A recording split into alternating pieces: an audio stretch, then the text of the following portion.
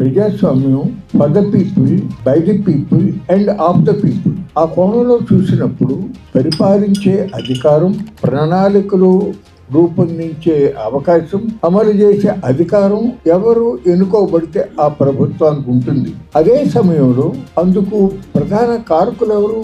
అధికారం ఇస్తా ఉండే ప్రజలు. ప్రభుత్వానికి కావాల్సిన డబ్బులు ఇస్తా ఉండేవారు పన్నుల రూపంలో, ఆఖరికి అడుక్కు తినేటటువంటి వ్యక్తి నుంచి కూడా పన్నుల రూపంలో చెల్లించేటటువంటి ధనం. అభివృద్ధి జరగవలసింది ప్రజలకు. కాబట్టి ఆ ప్రజల యొక్క సలహాలు, సూచనలు తీసుకోవటం అనేది తప్పనిసరిగా ప్రజాస్వామ్యంలో పాలకుల యొక్క బాధ్యత, కర్తవ్యం కూడా. కానీ రాను రాను క్రమేపీ ఆ ధోరణి మారిపోతా ఉంది. అధికారంలో ఉన్న వ్యక్తులు సర్వం సహా వాళ్ళకే తెలుసు, ప్రజలు చెప్పేది ఏంటి, మనం వినేది ఏంటి అనేటటువంటి ధోరణిలో ఈ రోజున ప్రవర్తిస్తా ఉన్నటువంటి పరిస్థితుల్ని మనం చూస్తా ఉన్నాం.